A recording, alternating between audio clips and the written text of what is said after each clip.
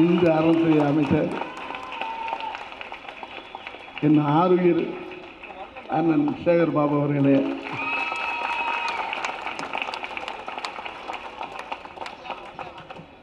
இன்னைக்கு மதுரையில் நடக்கக்கூடிய திருவிழா மாதிரியே இருக்குது. எனக்கு சித்திர திருவிழா மாதிரி இருக்குது. நம்முடைய செந்தமிழ் நாட்டுடைய முதல்வர், தமிழ்நாட்டு முதலமைச்சர் அருமை அண்ணன் ஐயா முதல்வர் ஸ்டாலின் அவர்களுக்கு 72வது பொன்னான பிறந்த நாள்.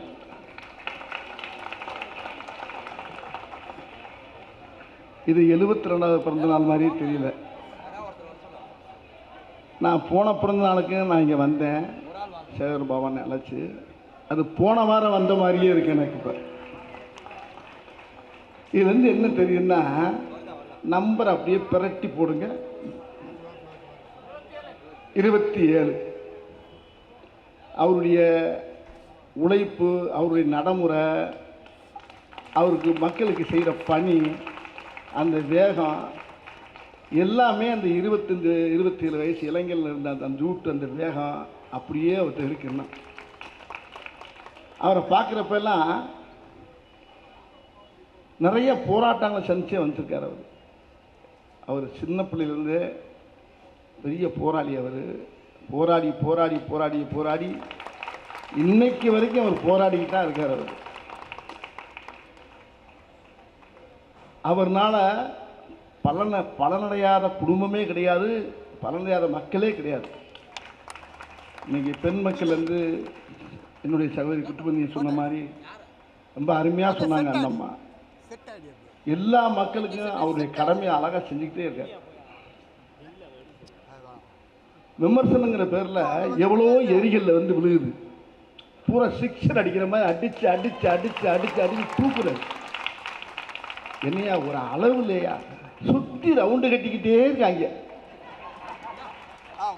ஒரு முதலமைச்சர் இன்னைக்கு அவர் இல்லைன்னா இந்த தமிழுக்கு இன்னும் கேடு வந்திருக்கும். இதை நான் ஒரு தமிழனாங்க சொல்கிறேன். நான் ஒரு தமிழ் குழந்தை. நான் அந்த அந்த இது வந்து ஒரு உண்மையிலே வந்து ஒரு தொன்மை வாய்ந்த மொழிங்க. அது எவ்வளோ போராட்டங்க. இவர் மட்டும் இல்லைன்னா அன்னைக்கு என்ன ஆகும்?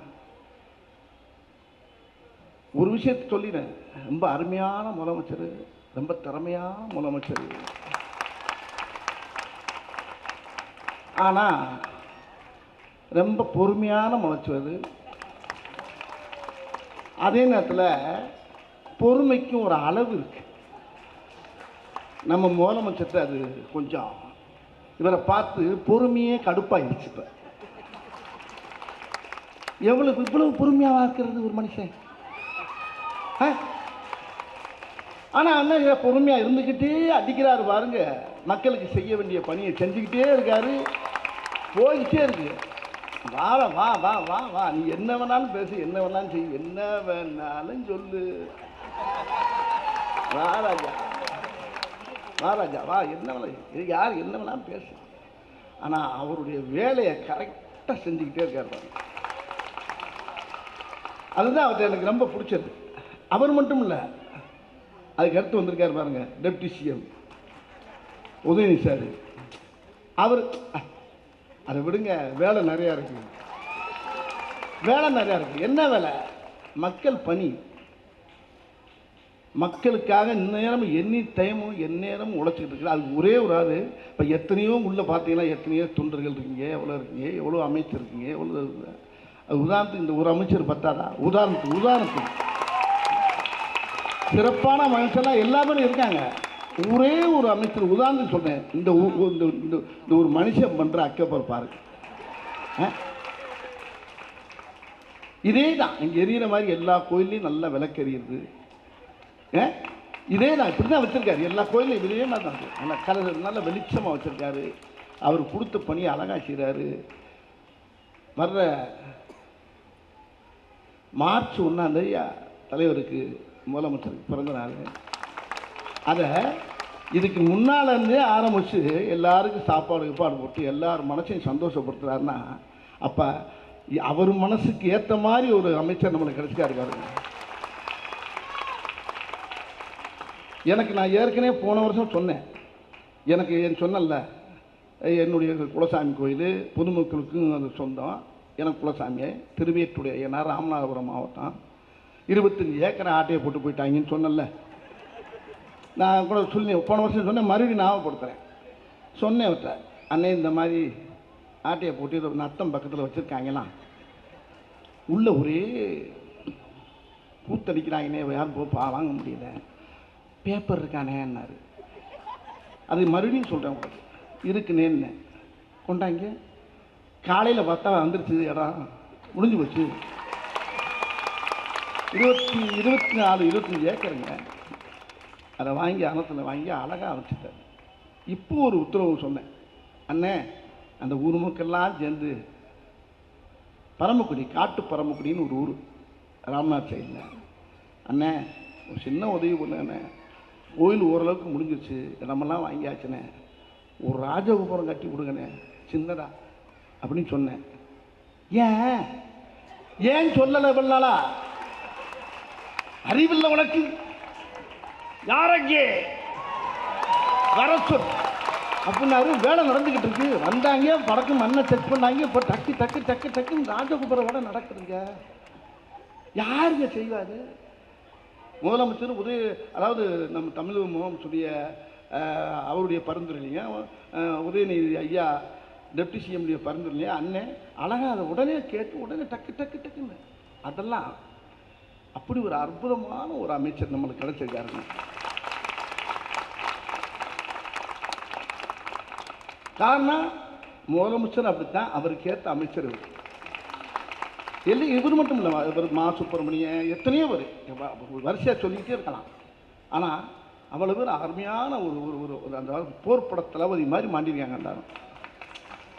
அதனால் இந்த இயக்கம் 75 ஆண்டுகளாக பயணம் பண்ணிக்கிட்டு இருக்கு. நம்ம முழுசாக சொல்லக்கூடாது, பெரிய அரசியல் பேச்சு மாதிரி ஆகிப்போம். நான் வரும்போது சொல்லிட்டாரு, அரசியல்லாம் பேசாதனே, நீ சும்மா தலைவரை அவரை போய் வாழ்த்துறதுக்கு நம்மளால் முடியுமா? ஆனால் எங்கள் அப்பாவை வாழ்த்தவெல்லாம் நான் என் தகப்பனை வாழ்த்துற மாதிரி அவரை ஆயுசோடு இருக்கணும். ஆயுசோடு இருந்து கையால் சோத்தோடு இருந்து இன்னும் மக்களுக்கு நிறையா செய்யணும். அவர் பிள்ளையும் செய்வார், அவர் பேரனும் செய்வார், அவர் செஞ்சுக்கிட்டே இருப்பாருங்க, செய்வார்.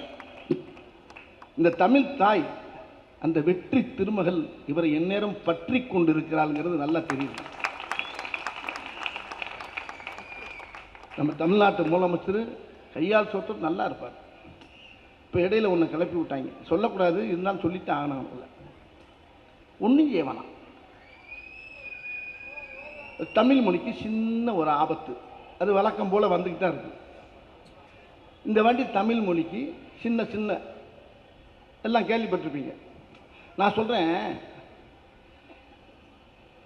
காக்கா காக்கா மாதிரி தான் கத்துது, அது தாய்மொழியில் இல்லையாண்ணே? அண்ணே உங்களை தான் கேட்குறேனே, இங்கே பாருங்க, காக்கா காக்கா மாதிரி தான் கத்துது, அதோடைய தாய்மொழி. கிளி கீ கீ கீன்னு அது தாய்மொழியில் அது கத்துது. மாடு, பசு மாடு அம்மா அப்படின்னு அது தாய்மொழியில் கத்துது. நாய் அதோட தாய்மொழியில் குலைக்குது. இப்போ அதை போய்கிட்டு மாடை போயிட்டு நாய் மாதிரி கத்துனா அது என்ன செய்யும்? கிளியை போயிட்டு காக்கா மாதிரி கத்துனா அது என்ன செய்யும்? பூனை மியான்னு கத்துது, அதை போய்கிட்டு குயில் மாதிரி கத்துனா என்ன செய்யும்? வேண்டாம். நான் ஒன்றே ஒன்று சொல்கிறேங்க, யாரும் எதை கற்றுக்கணுமோ கற்றுக்கிட்டோம், நான் கட்டாயப்படுத்தாதீங்கய்யா, உங்களை கையெடுத்து கும்பிட்றேன். எங்கள் நாட்டில் ஒவ்வொரு மாநிலத்துக்கும் ஒவ்வொரு கலாச்சாரம் இருக்குது, ஒரு மொழி இருக்குது, என்ன அதுதான் அடையாளம். ஆனால் எங்கள் தமிழ்நாட்டுக்கு எங்களுக்கு அடையாளம் இந்த தமிழ் தாய் தான், தமிழ் மொழி தான்.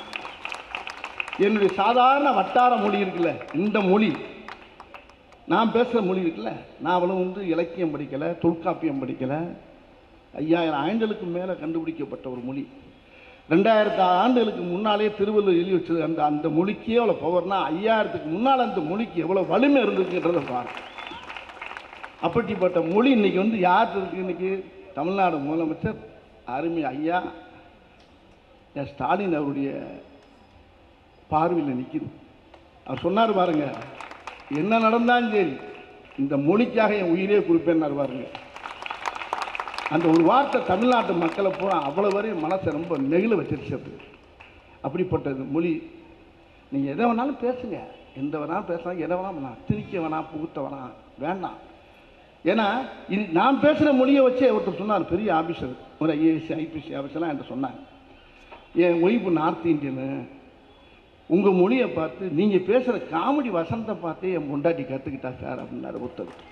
அவர் பேரை சொல்ல விரும்பல, இப்பவும் இருக்கார். அவர் ஒரு ஐபிஎஸ். அவர் தமிழே தெரியாது, தமிழ் தானே கற்றுக்கணும், வா அந்த வடிவேல் பேசுகிற பாரு, வடிவேல் வசனத்தை கேளு, ஊர்ரா வாய எங்கே சொல்லு பொண்டாட்டியா, எங்கே நீ சொல்லு, மூடுறா மூடுறா வாய, மூடுறா வாய, மூடுறா மூடுறா ஓய, ஓயல்ல வாய, மூடுறா வாய, இப்படியே சொல்லி சொல்லி சொல்லி கொடுத்து 4 தடவை 4 தடவை போட்டு அது நான் சூப்பராக இங்கிலீஷ் தமிழ் பேசுது, என்னோட நல்லா பேசுது அந்த அம்மா. பொண்டாட்டிகிட்ட போனை கொடுக்குறாரு, அது என்கிட்ட பேசுது. இப்படி எல்லா ஸ்டேட்லேயும் பார்த்தீங்கன்னா எங்கள் மொழி உலகத்துக்கு பூரா கற்றுக் கொடுக்கக்கூடிய மொழி தமிழ் மொழி. எங்கள் மொழியிலேருந்து தான் எல்லாமே கற்றுக்கலாம், வேறு மொழியிலேருந்து நாங்கள் என்னத்தை கற்றுக்கிறோம்.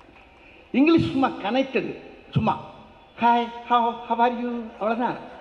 அது என்ன இருக்குது, அது வேறு எதுக்கு யூஸ் ஆகும், நம்ம அதுக்கு யூஸ் ஆகும் போயிடலாம். இங்கே அப்படி இல்லை, சின்ன சின்ன வார்த்தை கூட அர்த்தம் இருக்குது, அடையாளம் இருக்குது, எல்லாம் இருக்குது. அப்படி தங்கமான மொழி. நான் அரசியல் பேசலை, அரசியல் கிடையாது, நான் பேசுகிறது என்னுடைய மொழி. இந்த திமுக மேடையில் என்று பேசுகிறது வந்து ஒரு தமிழனுடைய மேடையில் என்று பேசிக்கிட்டு இருக்காங்க. இது திமுக மேடை மட்டும் இல்லை, தமிழனுடைய மேடை, தமிழ்நாட்டுடைய மேடை. இந்த மேடை நான் யாரையுமே குறை சொல்ல, என்னை பற்றி நீ என்ன வேணாலும் கமெண்ட் பண்ணுங்க, என்ன வேணாலும் பண்ணிக்கங்க, ஆனால் அது கிடையாது. என்னது என்ன சொல்றானே, வாங்கி கொடுங்க, டைம் ஆயிடுச்சா என்ன, இவன் ஜாலியா நம்ம ஜாலியா அவர் வருது, எனக்கு திக்கு நாய் வருது, ஐயா இன்னும் திடீர்னு ஐயா பொய்யான்னு வருது சவுண்ட் வருது. அது மாதிரி நம்ம உண்மையிலே வந்து ஒரு அருமையான ஒரு பொன்னான முதலமைச்சர் நம்ம இருந்திருக்கோம். மறுபடியும் சொல்கிறேன், அவர் இன்னும் பாருங்களேன், அவர் இன்னும் வெற்றி பெற்றுக்கிட்டே இருப்பார், அவர் ஜெயிச்சுக்கிட்டே இருப்பார். நம்முடைய முதலமைச்சர் இந்த தமிழ் தாய் பெற்றெடுத்த செல்ல பிள்ளை அவர்னால இந்த மொழிக்கு ரொம்ப நிறையா தமிழ்நாட்டு மக்களுக்கும் தமிழ் மொழிக்கும் என்றைக்குமே எந்த கேடு வராதுங்கிறது எங்கள் ஆத்தா மேலே சத்தியம் நான் சொல்கிறேங்க. நீடோடி கையால் சோத்தோட நல்லா வாழணும், நல்லா இருக்கணும். அவர் இன்னும் இளமையாக இருந்து அவங்க குட்டுப்பத்தி அம்மா சொன்ன மாதிரி அவர் தன்னுடைய தந்தை வயசெல்லாம் அவர் கடக்கணும், அவர் கடந்து நிறைய மக்களுக்கு நிறைய பணி செய்யணும். அவர் எங்கள் வீட்டில் ஒரு அண்ணன், அவர் தமிழ்நாட்டு முதலமைச்சர் கிடையாது, அது மட்டும் கிடையாது, ஒவ்வொரு வீட்டு மக்களுக்கும் ஒரு மூத்த பிள்ளை, ஒரு தகப்பை மாதிரி அவர் இந்த அளவுக்கு இந்த போராடி ஜெயிக்கிறாருன்னா எவ்வளோ எந்நேரம் பார்த்தாலும் பண்ணிட்டாங்க. ராத்திரி ஒரு தூக்கமே கிடையாது, ஒரு நாளைக்கு 2 மணி நேரம் 3 மணி நேரம் தூங்குறாரு. அவர் இப்போ பார்த்தா அங்கே போய்கிட்டு இருக்காரு, அங்கே போய்கிட்டு இருக்காரு, ஏதோ பண்ணிக்கிட்டே இருக்காருங்க, மக்களுக்கு பணி செஞ்சுட்டு தான் இருக்கார். அவர் நீடோடி பல்லாண்டு பல கோடி 100 ஆண்டு வாழணும்னு எங்கள் அண்ணன் ஏற்றி வச்ச எங்கள் ஐயனார், திருவேற்றுடைய ஐயனார் சத்தியமாக சொன்னேன், நீடோடி வாழணும்னு அவரை பிரார்த்தனை பண்ணிக்கிறேன். உங்கள் சார்பாகவும் அவர் வந்து வேண்டிக்கிறேன். வணக்கம், நன்றி.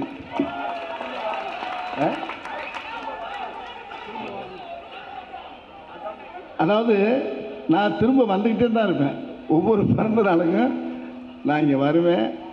அதே மாதிரி இவரை வந்து இப்போ இருக்க மாதிரியே அவரை பார்த்துக்கிட்டு தான் இருப்பேன். அவரை எங்கள் அண்ணன் இவர் எல்லாருமே நீரோடி வாழணும். ரொம்ப சந்தோஷமாக இருக்குது, உங்களையெல்லாம் எனக்குள்ளே பார்த்து பெருமையாக இருக்குது.